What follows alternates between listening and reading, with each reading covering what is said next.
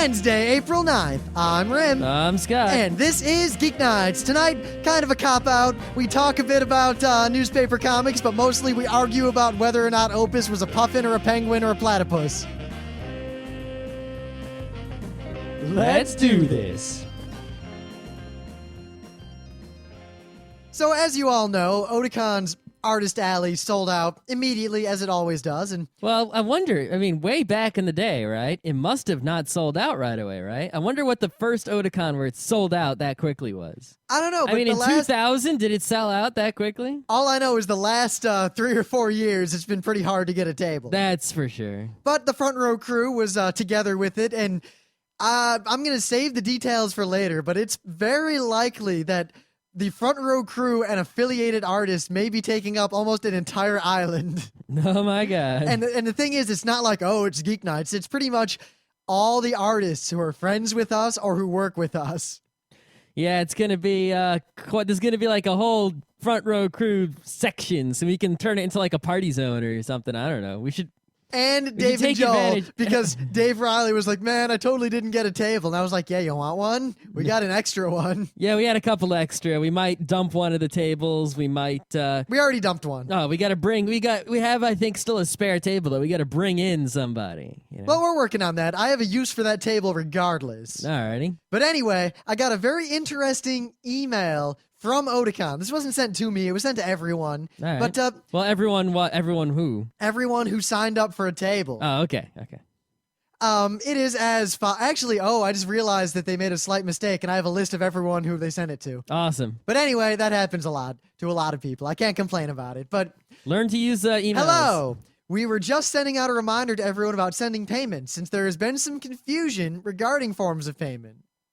Only payment in the form of certified cashier's check, money order, or postal money order made payable to Otacorp Incorporated will be accepted. Do not send cash or personal checks. Now, this was quite clear. Do you want to teach all the listeners about certified checks, money orders, and postal money orders? All I want to say is that I didn't even think about this problem, but in retrospect, and I don't blame Otakon for not thinking about this problem either, but it's a smart move on their part because checks are not the most reliable form of paying for things, and they're also a gigantic pain. If you got a million of them, you got to cash them all. Yeah, and a personal check is, someone could just, bounce it. You might not get the money, and then it's... Well, you can get the money. It's more but it's a pain in the ass. Yeah, it's more an issue that cashing all those checks is usually long delays and all sorts of problems. So instead, they required, a money order, a certified check. Yeah.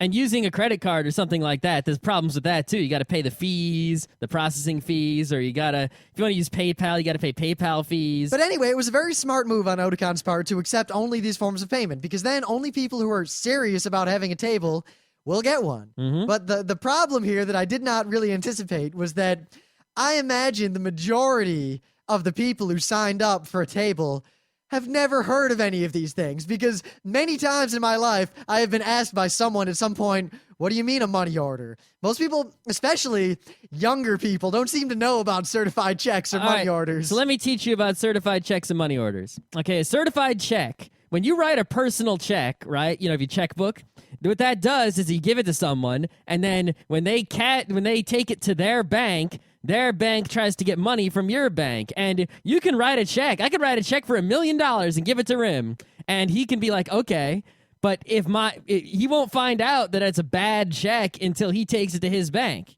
What you can do is you can go to your own bank. I could go to my bank and say, I need a certified check for $1 million. Most banks will do it for free. It's free if you have an account. You need an account, right? And they will look in my account and say, oh, there's $1 million.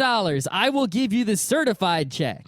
If there isn't $1 million, they won't give me a certified check. So you can give someone a certified check, and basically that means it has a stamp. It's like the seal of approval. Yes, Scott has this much money in his bank account, so it's guaranteed not to bounce. Now, there's also a cashier's check, but that's not quite the same thing. It's not as reliable. No. In fact, there were a lot of scams in the 90s involving cashier's checks. Now, a money order.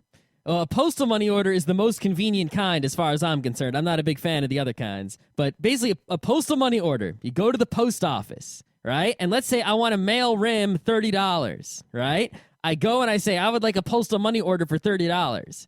I give the post office $30 plus a fee. Cash only. They will not accept anything but cash. I think you can do the No, you can't. Most definitely not. All right. That's always been that way. That's the point of a money order. Right. It's as good as cash. Right. So I give, the bank $30 plus a fee. Then they give me this money order and they print on it, $30. And then I write like Rim's address and my name and address, and you fill out these little forms. And then that little piece of paper or whatever goes and gets mailed to Rim. Well, no, most often they give you it like a check and then you do whatever you want with it. Well, usually mail it right there because that's the point of a postal money order is to mail it to somebody. Most people I've seen, they tend to get a money order and then use it like a check. Oh, really? In fact, most money orders, if you go to a post office and ask for a money order, they don't ask or care who it's for. They give you a blank money order that's certified for the amount of money. Every time I bought a postal money order was to mail it, so. Yeah, but I'm saying they usually don't care who you're writing it to. No, they don't care at all, but you write. You can. It's just a check that is backed by the post office. That's all it is. That's all it technically is, but usually you mail it to somebody. Anyway, it doesn't matter. The point is that a lot of anime fans, I don't think, understood this, and I am sure that a lot of punk kids sent Otakon cash in the mail and or personal checks. And this reminder is a nice little, hey, kids, just so you know. Go to the post office or your bank.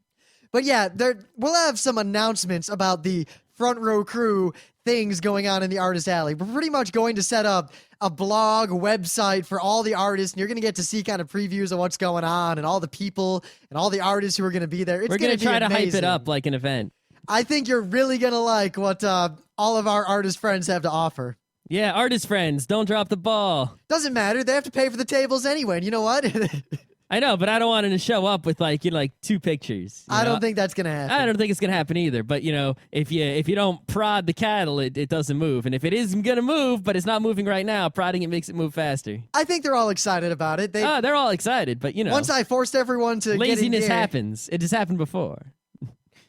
Anyway.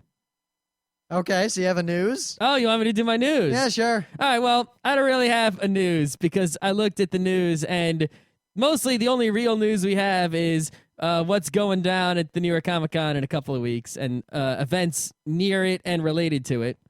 And I'll leave that to Rim exactly how much we should reveal and with what timing.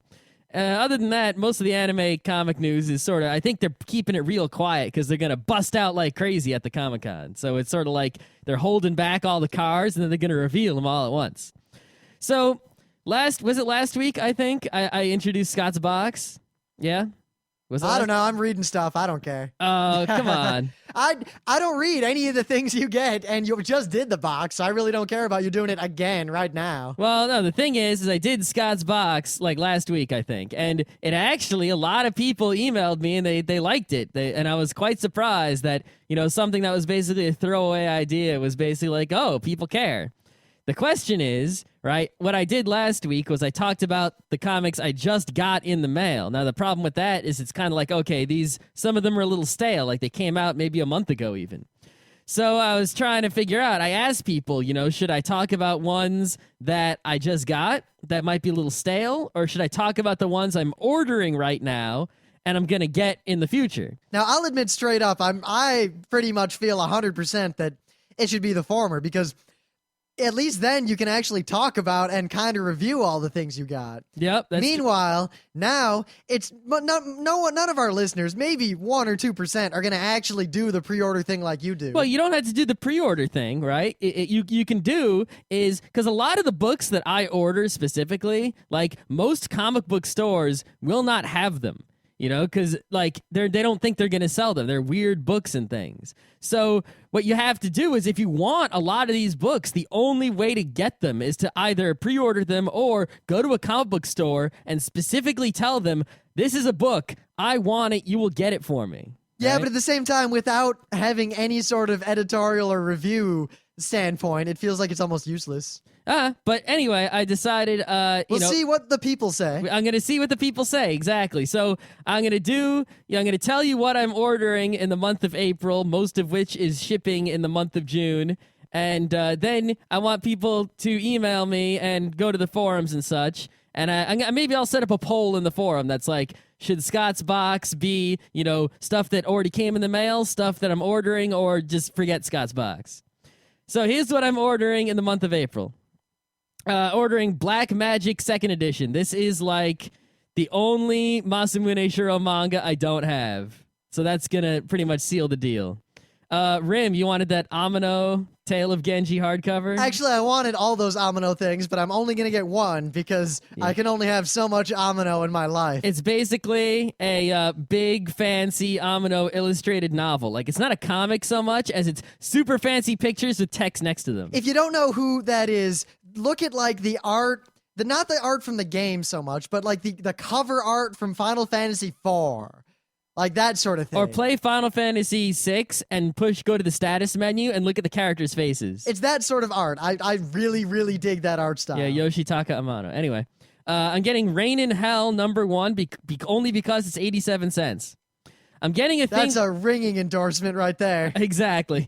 I'm getting something called New York 4. I'm going to read this, and this is going to be like Emily's favorite comic, at least I'm guessing. Ready? Okay. It's written by Brian Wood. That's the, I think he's the DMZ guy. Yes. You sure? Yes. Okay. Brian Wood's the DMZ guy. Ready? Here is the advertising text for this book here. Just starting her freshman year at NYU, Riley is about to find out what an adventure and a mystery living in New York City could be. The ultimate insider's guide to New York City is seen through the eyes of Brooklyn-born Riley. Raised by stuffy, literati parents, Riley's a shy, straight-A student who convinces 3 other NYU brainiacs to join a research group for fast cash. What Riley doesn't bank on is accidentally falling in love with Artie, older sister's boyfriend. Advanced solicited, something, $10. Of course, I don't have to pay $10. I have to pay much less. Okay. Let's see. DMZ Volume 5, speaking of Brian Wood. I'll admit, I kind of liked DMZ, but the suspension of disbelief as to the fact that is where the battle lines were drawn is just too much. I know, that is hard for me to swallow, and Volume 3, I was actually getting a little sour, but when I read Volume 3, I heard already ordered 4, and Volume 4 did a lot to reinvigorate my DMZ interest. Yeah, it's tough for me to get reinvigorated. I mean, Walking Dead, I pretty much just dropped completely, and I can't imagine anything that would get me back into that. No, but Volume 4, like Volume 3 of DMZ was like, but Volume 4 was like, all right, that's why I like this.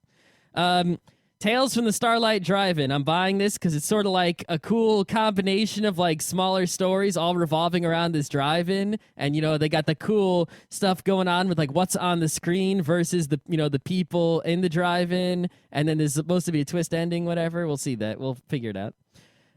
Killing Girl. This is a comic. The art was drawn by the Rocketo guy, Frank Espinosa, so I buy it automatically. Pretty much, that guy. Yeah. Of course, he didn't draw the art for all the issues. He only drew the art for the first few, and then someone else took over, but whatever. All right, Scud the Disposable Assassin, the whole shebang, all right? The reason I'm buying this is because it's supposed to be really funny, and it's like 800 pages, and I'm paying $14.99. So it's like the whole series in one book. It's like unbelievable. Sky Doll #2 of 3. This is actually really weird because this is like a French comic about a robot that Marvel's publishing. And I'm like, holy shit, Marvel's publishing like a French comic in English. So like, yeah, I'll buy 3 issues to show you that, yes, this is a good idea. Marvel Comics presents #10 because I always get that. Eternals by Neil Gaiman, because it says Neil Gaiman, and it's something old that he did, but I think it's a new printing, and I've never read it. Contract #0 because it's 13 cents. Ringing endorsements all around. 13 cents. Oh, I know that a lot of times after Scott gets his box, there's a very large pile next to his bed of comics that were worthless. Yep. Mouse Guard 1152 #5. Oh man, the Weasel Sanctuary. Can't go wrong with Mouse Guard. And that's 5 of 6. So the one after that's going to be the end of chapter 2. Oh man. I like me some Mouse Guard. Rabbi Harvey rides again. I got the first Rabbi Harvey, and it's pretty funny. It's like this rabbi in the Old West telling the proverbs and like, sort of doing the King Solomon thing. There were no Jewish cowboys. I know, until Rabbi Harvey came along. It's also funny because my dad's name's Harvey, so it's kind of funny. To show it to your dad? Yeah, he liked it. That was funny. But yeah, I'll get Rabbi Harvey the sequel. Robot Volume 6. Robot is basically, it's a giant, awesome manga art book. Like, it's huge, it's full color on super shiny paper, and you've got like Yoshitoshi Abe and what's his name? That's the Lane guy, and you've got Range Murata, the Last Exile guy, and a whole bunch of other people in there. And it's like the awesomest art from Japanese manga people in super full color. And yeah, I'll keep getting it as long as they keep putting it out. And the last thing on my list, Tezuka's Dororo Volume 2, Vertical, Tezuka. Can't go wrong. That's pretty much a slam dunk. That's more than a slam dunk. That's like a magnetic three-pointer. I don't know. Three-pointers that can't miss. Magnetic, eh? Yeah. Wouldn't it just stick to the rim? Well, yeah, exactly. That counts. No, it doesn't. It has does. to go through. If it just sticks to the rim, it doesn't count. I don't know. Point is, there's no way I'm not. If I had to order only one thing on this list, I would take that one. That's for sure. So is that Scott's box? That's Scott's future box. Scott's box to be. Box to be. So tell me if you want to hear more. I'm only doing one or the other. We're not going to be like doing this every week. It's going to be a once a month deal. It's either going to be Scott's box to be or Scott's box he just got. All right, those are your choices. I still lean toward the box that has already been. I'm leaning towards that too. Because like most of these things will arrive 2 months from now, but some of them will not. And there's also some things I ordered in the past, possibly a long time ago that are going to show up like next month, Well, I just think about it, and we either have, well, this was crap, this was awesome, this was crap, or we have, well, this is only 13 cents, yeah. this was only 80 cents. The main thing in favor of doing box to be is it helps people purchase things, because the way the comic market works, you really have to buy things sort of in advance, so like know what's coming out, or else you're going to miss out on a lot of things, and there's nothing you can do about it. Yeah, but luckily a lot of those, like the things that are really great, usually you'll be able to get. Usually, but not all the time, which is what's sad. Yeah, not all the time, but you have better odds if it's like popular. that Sky Doll, even though it's published by Marvel, most comic shops won't have that, and there'll be no way to get it. Yeah, you might be able to find it though. I mean, maybe if you live in like Manhattan, you'll probably be able to find it. But like if you that Dragon's Den might have it because they're kind of a cool comic shop, but average comic shop, no way. You're never going to see that book in your life, And a lot of the trade paperbacks you'll be able to get on Amazon, but some of the weirder ones, maybe not. Like Rabbi Harvey, good luck finding that. Nah. But anyway, I got real quick. I just want to point out that a trailer was posted for Studio 4C's Genius Party Beyond, which is kind of like Wait, the so sequel. didn't even see Genius Party. Genius Party Beyond apparently includes things that weren't in Genius Party but were made for it. And the trailer... So basically they made too much and they couldn't fit it all in Genius Party? The trailer looks pretty badass. I'm going to wait until it actually comes out. We'll probably do a whole show on just Genius Party as a unit, both of them at once. All right, but I haven't even seen the first one. But in much more pressing news, originally Scott and I were not going to be attending the New York Comic Con. We had too much to do. But I, on a lark, applied for a press pass because there's a lot of industry people there I kind of want to talk to, and there's a lot of industry events there I kind of want to cover, and we were given press passes. So, all right. And then, we have our friends at Tokyo FM. I mean, we were interviewed for Japanese radio a while ago, and there's a tiny blurb about us along with our picture in their little magazine. But they are going to be interviewing TM Revolution pretty much twice at the New York Comic Con. First, at the New York Comic Con, I think Brian Nishi, who is kind of awesome in his own right. We actually met the dude, and we'll talk about him another time, but he's pretty cool. I'll say that. Yep. But basically, there's going to be kind of an interview with them and a panel at the convention. But more importantly, after the convention on Sunday at Kinokuniya Bookstore, we are going to be there. Is it still sort of during the convention hours, technically? I don't know. See, I didn't even look at what the convention hours are. It's like near the end of the day on Sunday. Yeah. There's going to be if you went to the convention for more than just Sunday, you're not going to need to be there at that time. But because it's not in the convention, if you're in Manhattan, you can just drop by. But at Kinokuniya, TMR is going to be there, and we're going to be taking part in a somewhat awesomely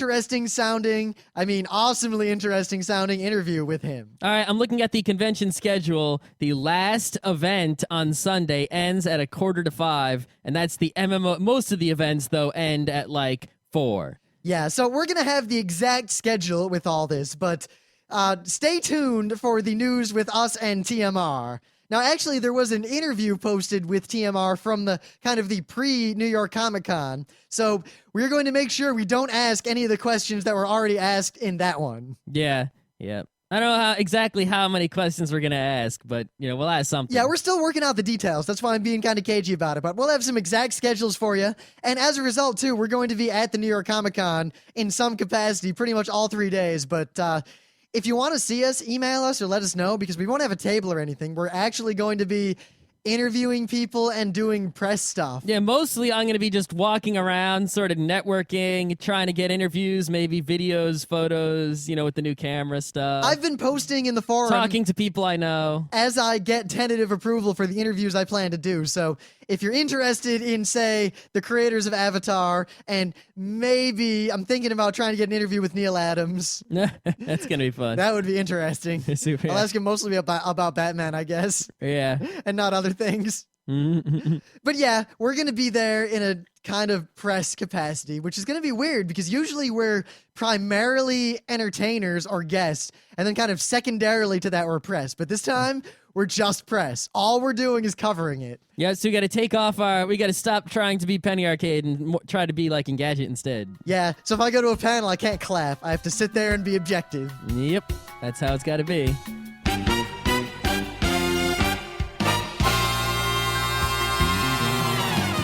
But anyway, things of the day. We're trying to move along a little bit because I'm a little tired. I got a lot of work to do. Katsu's over, and I kind of want to get some pizza or something. Alrighty. But, my theme week is continuing. It is Those Were the Days a week. My things of the day are all related, and that they all relate to the classic song, Those Were the Days. Hey, everyone, when you make your Scott's Box comments, tell me if you like Rim's theme week. I haven't seen a single feedback about Rim's theme week. Because I haven't really asked for it. And it seems like no one ever sends us feedback unless we ask. The reason for that is because like other podcasts, like when they play people's voicemails on the show and they read emails on the show, and that really, people love it when their emails are read on the show. Yeah, but the thing is, stuff. I found that I don't like listening to other people's emails on Exactly, shows. but people love, even if it's like not their email, like if they sent in an email and you start reading email, even if you never read their email, they'll sit there in suspense, like hoping that you read their email the whole time. And if you actually do, they'll be like, squee! But it's weird. Like I asked for feedback on the ITCS, and I got 2 sets of responses. One set said, yeah, it's way over my head and super boring, stop it.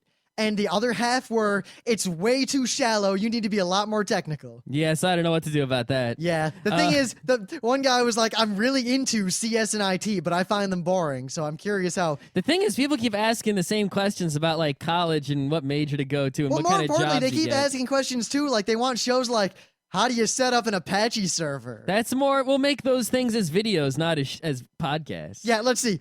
First, you type apt get install space Apache 2. Those are things Google can tell you, all right? But anyway, enough about that. The point is that if we read emails and put feedback in the show, that would encourage more feedback. But yet, none of you want to hear the feedback, so Right. we're not going to do that. Yeah. So, you know what your motive is? If you want Geeknights to be better for you, tell us what you want. If you tell us something and no one else does, we'll probably do what you want. Yeah, I mean, think about it. If you're the only one who sends in a feedback, let's say only one person emails me about Scott's Box, even though enough people have already emailed And they me say about you it. should only talk about Superman comics that you buy through the box. Then guess what's going to happen? Scott's not going to talk about the box anymore because he's probably never going to buy a Superman comic in the rest of his life. I buy a Superman comic like once a year, maybe. What was the last Superman comic you bought or read? I bought that Crisis on Infinite Earths, which has Superman in it. Wait a Oh minute, no, I bought that Green Lantern, which Superman's has Superman in that in Green it. God, that Green Lantern was one of the dumber things I've ever read. It was pretty dumb. It wasn't, but I've read some really dumb things. So See, it's, I think that's the line because I actually read it. But what was that other thing you gave me? Shazam or something? Shazam. Or Captain Marvel? Oh, The Life and Death of Captain Marvel? Yeah, I couldn't even get through that. You should, mostly, the good part is the graphic novel at the end. Yeah, but without context, that didn't do anything for me. No, not really. Because, yeah, anyway. Anyway, so this is the second time I've done a theme week like this. Before I did The Hitler Was Born to Be Alive, Born. which actually got a lot of feedback. People seem to really like that one. But here we go.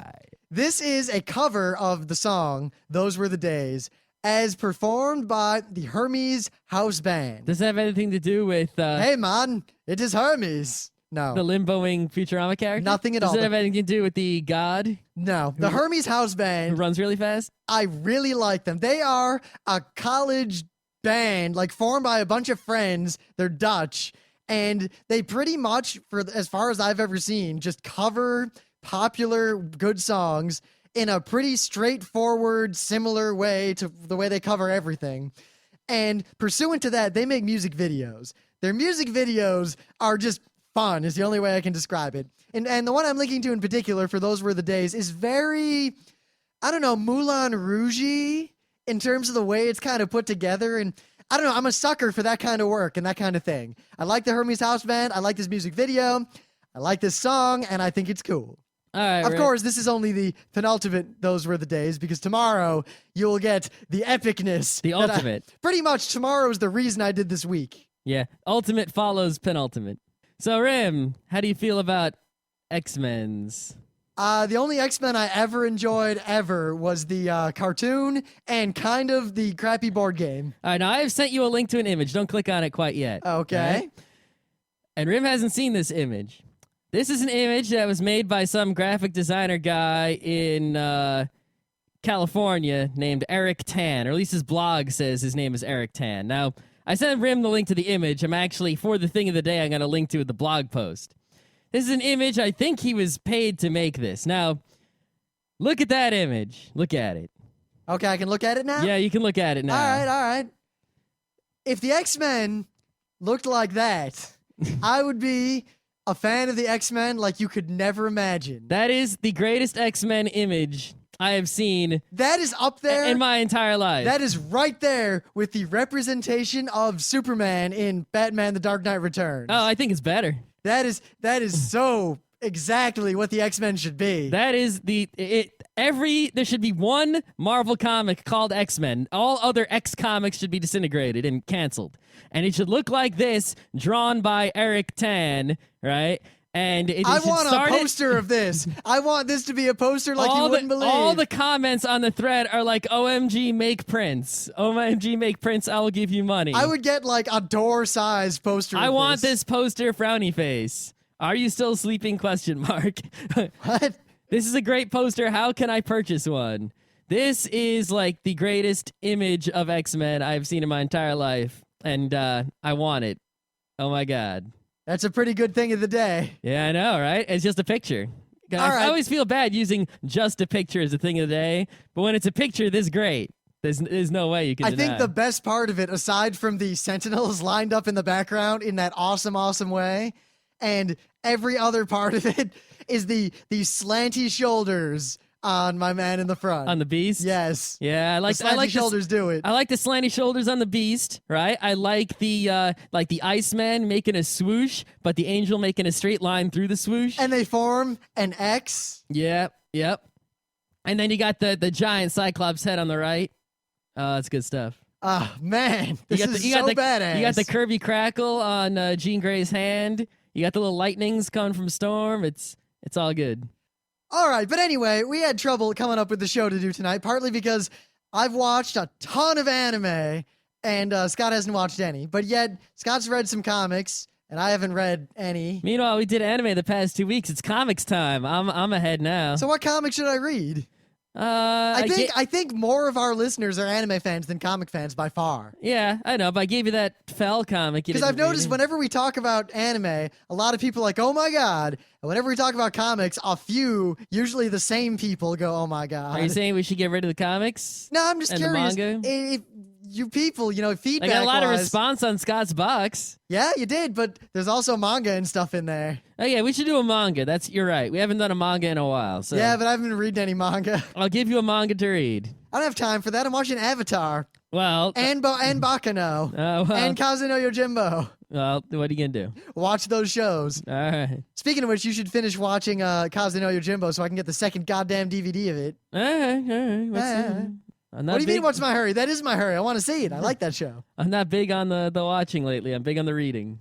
And also, I've been doing more coding lately. And, coding, if I'm making software, that can consume absolutely all of my free time if I desire it. I could put absolutely everything on hold. Don't forget, we've also got the camera now. I know, right? And But until I get a newer computer, I'm not gonna be able to edit any videos. So this will probably be short because there's not a lot to say, but Well, I think there is quite a bit to say, but I don't think we have time to say it all. Yeah, Or nor do we have the research and knowledge to back it up. we'll probably talk about this again. But this will be kind of the first show of a someday to be completed series on newspaper words, never. comics. No, we'll do another show on All this. right. I'm almost sure. Basically, the deal is, right?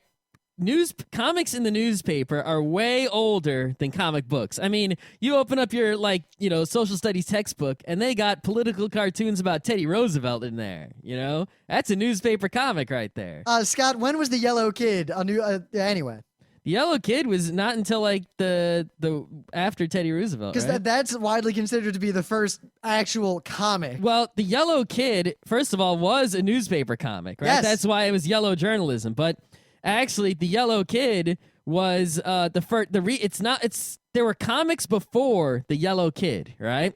But they weren't sequential art. They were like, they might have been a series of pictures, but there wasn't a sequence. You see? But the Yellow Kid wasn't sequential usually. Yeah, the very first Yellow Kid was sequential art. I'll show you later. Yeah, but usually it wasn't. No, it wasn't always, no.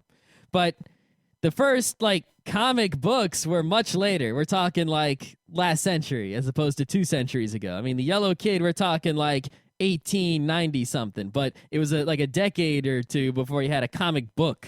And the first comic books were just newspaper strips collected together. Sort of like when you go to the store and you buy Complete Calvin and Hobbes. That's what the first comic books were like. It took even longer than that for them to actually make original comic books. So there was a story meant for the comic book, and such.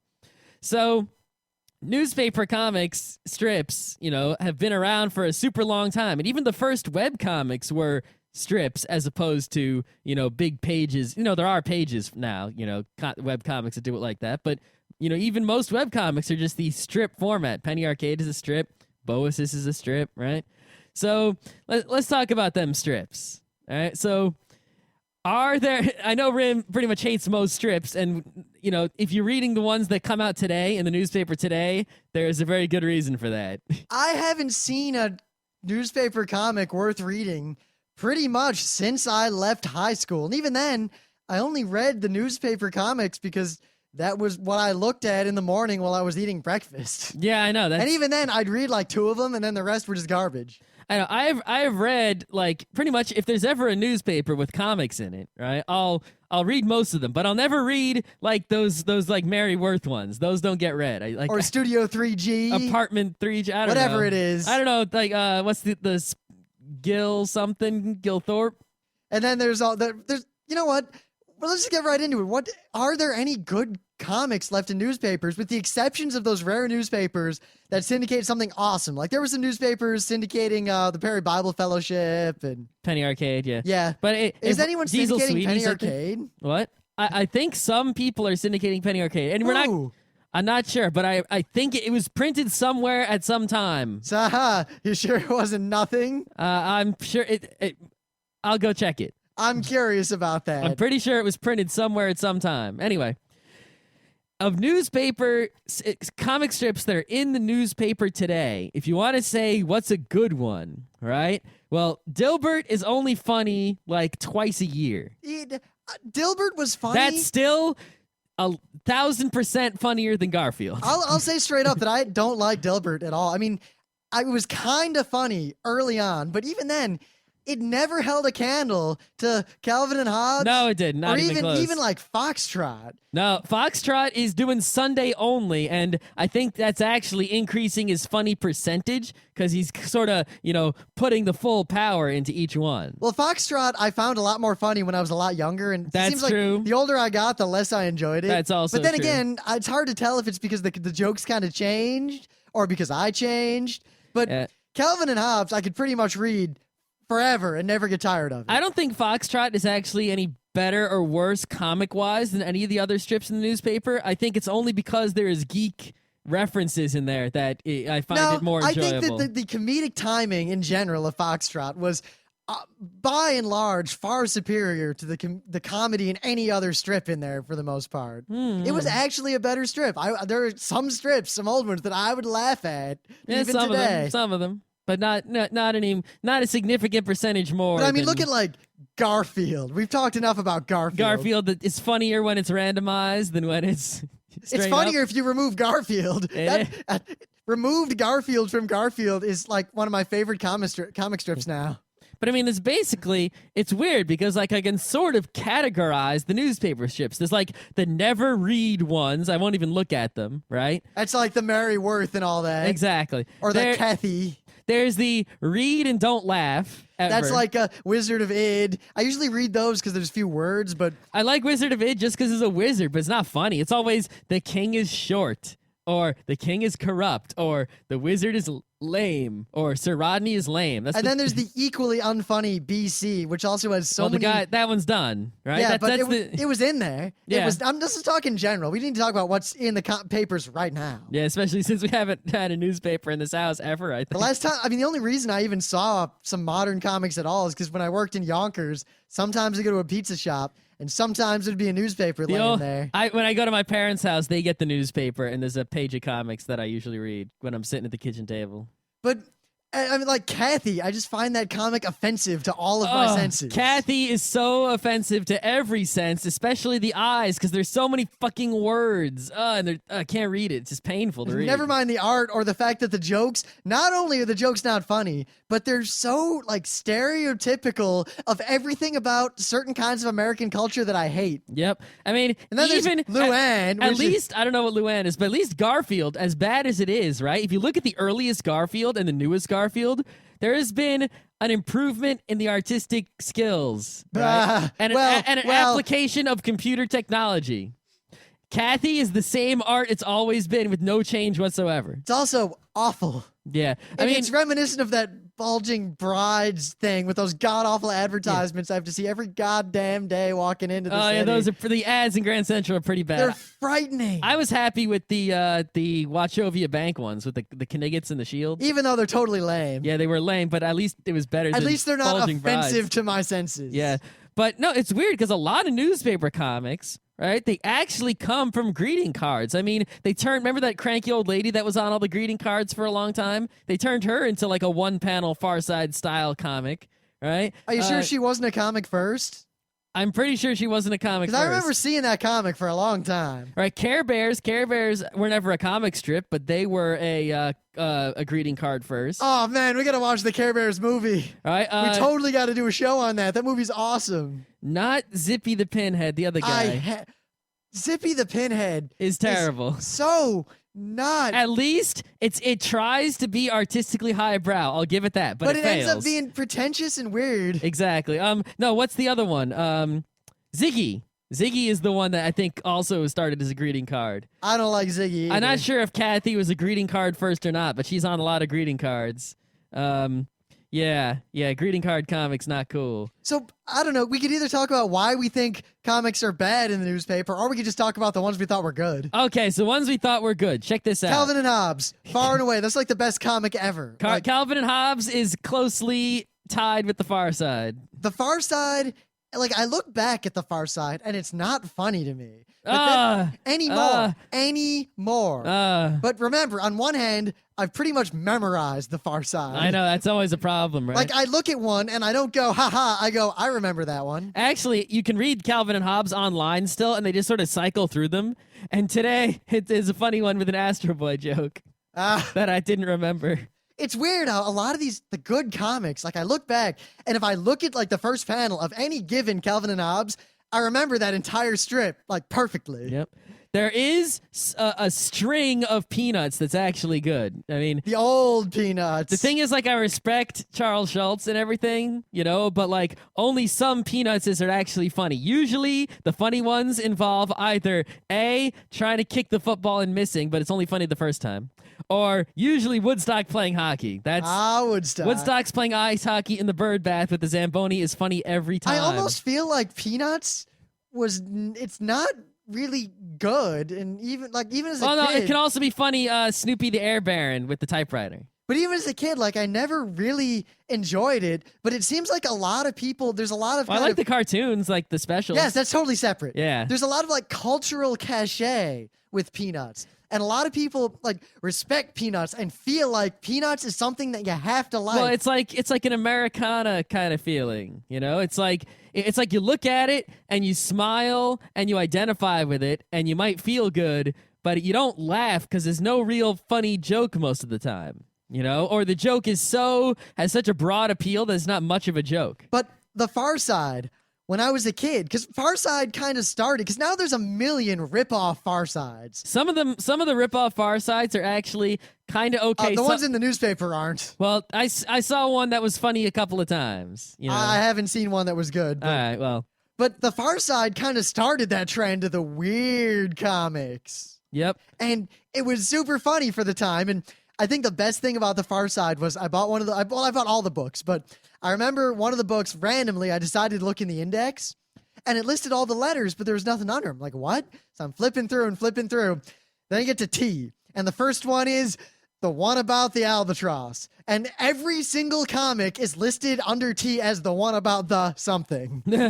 And that was funnier than anything. My favorite Far Sides are usually the ones with amoebas involved.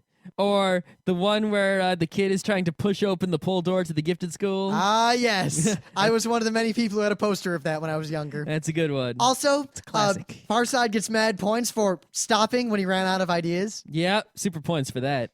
Of course. Calvin and Hobbes gets negative points for doing the same thing. Calvin and Hobbes gets points for being probably the greatest newspaper comic ever written, bar none. Probably. I defy anyone to bring up a newspaper comic that's better. But minus points for being a recluse. Yeah, but at the same time, points because now there's that mystery. I know, right? It's Plus, the comic was just perfect, and then it ended on this high note. Yep. Kind of like, not Outland. Outland was awful, but Bloom County. Bloom County is other than Calvin and Hobbes, like my favorite newspaper comic ever. I don't think I ever read that, really. Bloom County, with Opus the Penguin and all those things. I know by Opus Burt the Breed. Penguin. That comic, maybe just because I was a kid and I had all the books and my parents really liked it, but he's more like a platypus than a penguin. Actually, he's more like a puffin than a penguin. Well, he's like a platyguin. He's not anything like a platypus. Well, he's got the platypus no, he doesn't. bill. No, well, Scott, what does a platypus look like? He's more like a puffin. I don't know what a puffin is. Look up a puffin, and then look up a platypus. He's not anything like a platypus. He's got the bill of the platypus. No, he doesn't. A platypus has a duck bill. All right, hold on. I'm gonna go to images at Google.com. What the hell's wrong with you? And look for Opus to see a picture of Opus. Opus does not look anything like a platypus. In fact, early Opus did look like a penguin. He changed a lot. He looked more like a puffin as time went on. He never looked like a platypus. But anyway, he's got a giant platypus bill. That's not what look up a platypus. That's not what platypuses look like at all. Seriously. He doesn't look like a platypus, but his bill is like a platypus bill. How so? It's big. Platypus bills are mostly flat and wide. This looks flat and wide to me. What picture are you looking at? This one, where he's reading a book.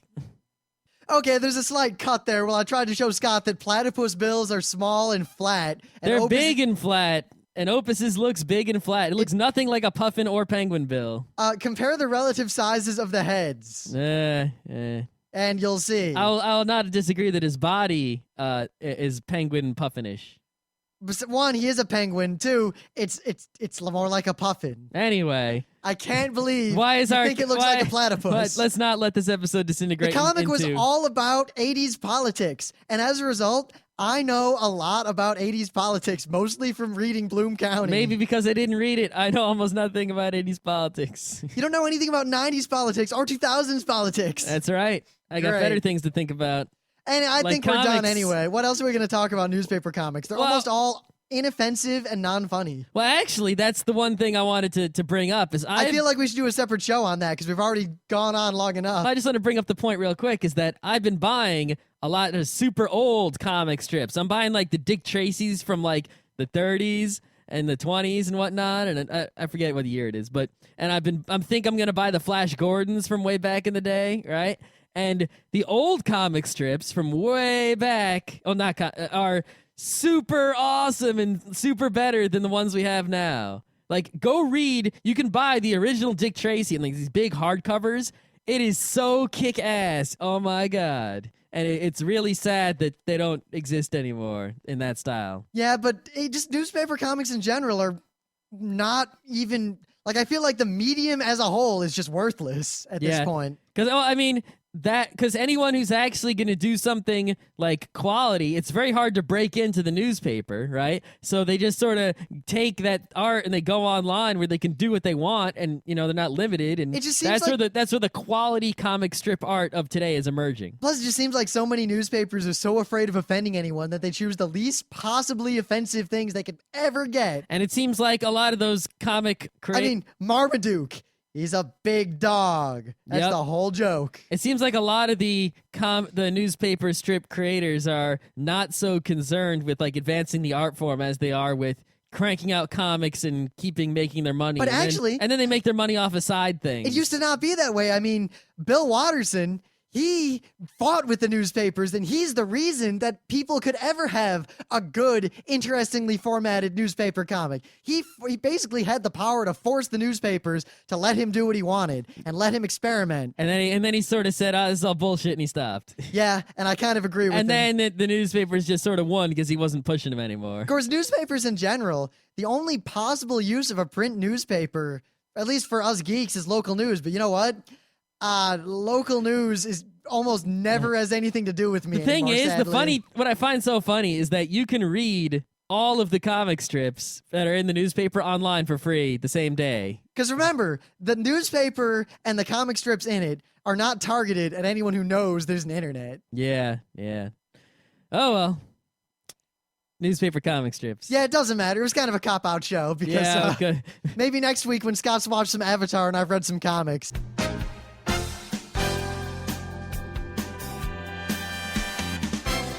This has been Geeknights with Rim and Scott. Special thanks to DJ Pretzel for the opening music. Be sure to visit our website at www.frontrowcrew.com, where you'll find show notes, links, our awesome forum, a link to our Frapper map, and links to all the RSS feeds. We say feeds plural because Geeknights airs 4 nights a week, covering 4 different brands of geekery. Mondays are science and technology. Tuesdays, we have video games, board games, and RPGs. Wednesdays are anime, manga, comic nights. And Thursdays are the catch-alls for various rants and tomfoolery. You can send us feedback by email to geeknights@frontrowcrew.com. Or you can send audio feedback via Audio. Just click the link that says Send Me an Audio on the right side of our website. If you like what you hear, you can catch the last 100 episodes in iTunes or in your favorite podcatcher. For the complete archives, visit the website, which has everything. Geeknights is distributed under a Creative Commons Attribution Non-Commercial Share-alike 2.5 license. This means you can do whatever you want with it as long as you give us credit, don't make money, and share it in kind. Geeknights is recorded live with no studio and no audience. But unlike those other late shows, it's actually recorded at night.